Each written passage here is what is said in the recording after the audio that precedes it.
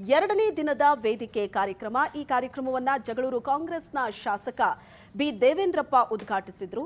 Harihara BJP ಶಾಸಕ BP Harish, BJP ನಾಯಕರಾದ ಯಶವಂತರಾವ್ ಜಾಧವ್, ರಾಜನಹಳ್ಳಿ ಶಿವಕುಮಾರ್, ಬಿಜೆ ಅಜಯ್ ಕುಮಾರ್, ಶ್ರೀನಿವಾಸ್ ದಾಸಕರಿಯಪ್ಪ ಸೇರಿದಂತೆ ಹಲವರು ಉಪಸ್ಥಿತರಿದ್ದರು. ಇದೇ ವೇಳೆ ವಿವಿಧ ಕ್ಷೇತ್ರಗಳಲ್ಲಿ ಸಾಧನೆಗೈದ ದಾವಣಗೆರೆ ಸಾಧಕರಿಗೆ ಸನ್ಮಾನಿಸಲಾಯಿತು.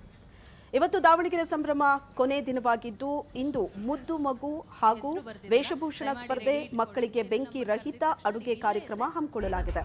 ಅಡುಗೆ ಮಹಾರಾಣಿ ಸ್ಪರ್ಧೆಯ ಫೈನಲ್ ಇದ್ದು ವಿಜೇತರಿಗೆ ಬಹುಮಾನ ವಿತರಣೆ ನೆರವೇರಿಸಲಾಗುವುದು. ಕರ್ನಾಟಕ ಕಲ್ಚರ್ ಥೀಮ್ನಲ್ಲಿ ಚಿತ್ರಕಲಾ ಸ್ಪರ್ಧೆ ಆಯೋಜನೆ ಮಾಡಲಾಗಿದೆ. ಅಷ್ಟೇ ಅಲ್ಲದೆ ರಾತ್ರಿ ಆಸೆ ಧಾರಾವಾಹಿ ತಂಡದಿಂದ ಸೀರಿಯಲ್ ಸಂಭ್ರಮ, ನೃತ್ಯ, ದಾವಣಗೆರೆ ಪ್ರತಿಭೆಗಳಿಂದ ಮನರಂಜನಾ ಕಾರ್ಯಕ್ರಮ ನೆರವೇರಲಿದೆ. ಇವತ್ತು ಸಹ ವಿವಿಧ ಕ್ಷೇತ್ರದ ಸಾಧಕರಿಗೆ ಸನ್ಮಾನ ಮಾಡಲಿದ್ದು ಮಾಜಿ ಸಚಿವ MP Renukacharya, Davanagere DC GM Gangadhara Swamy, SP HT Shekhar, zilla panchayat CEO Vithal Madhavrao Gitte ಸೇರಿ ಹಲವರು ಭಾಗಿಯಾಗಲಿದ್ದಾರೆ. ಕಂಪನಿ ವತಿಯಿಂದ ನಿಮಗೆ ಸಿಲ್ವರ್ ಇಂಥ ಕಾರ್ಯಕ್ರಮಗಳು ನಿಜವಾಗ್ಲೂ ಅತ್ಯವಶ್ಯಕತೆಯನ್ನು ಅನ್ನಂಥದ್ದು ಹೇಳಕ್ಕೆ ಬಯಸ್ತಾ ಇದ್ದೀನಿ.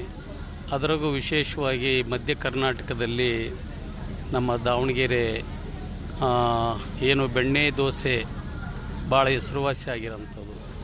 ತದನಂತರದ ವಿಚಾರದಲ್ಲಿ ಶಿಕ್ಷಣ ಮತ್ತು ಆರೋಗ್ಯ, ಅದಾದ ಮೇಲೆ ರಾಜಕೀಯದ ಒಂದು ಕಾರ್ಯಕ್ರಮಗಳಿಗೆ ರಾಷ್ಟ್ರ ಮಟ್ಟದಲ್ಲಿಯೂ ಇದು ಭಾಳ ಹೆಸರುವಾಸಿಯನ್ನು ಪಡೆದಿರೋಂಥದ್ದು.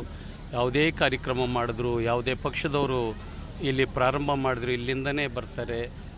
ಕೇಂದ್ರದ ಎಲ್ಲ ಪಕ್ಷಗಳ ನಾಯಕರುಗಳು ಅವರವರ ವೇದಿಕೆಯನ್ನು ಇದನ್ನು ಉಪಯೋಗಿಸ್ಕೊಳ್ಳೋದಕ್ಕೆ ಒಂದು ಕೇಂದ್ರವನ್ನಾಗಿ ಮಧ್ಯ ಕರ್ನಾಟಕದ ಒಂದು ಕೇಂದ್ರವನ್ನಾಗಿ ದಾವಣಗೆರೆಯನ್ನು ಬಳಸ್ಕೊಂಡಿದ್ದಾರೆ. ಅದರಲ್ಲಿ ವಿಶೇಷವಾಗಿ ಏನು ನಿಮ್ಮ ದಾವಣಗೆರೆ ಸಂಭ್ರಮ ಅನ್ನೋಂಥ ಕಾರ್ಯಕ್ರಮ ಮಾಡ್ತಿರೋದು ಭಾಳ ಸಂತೋಷ.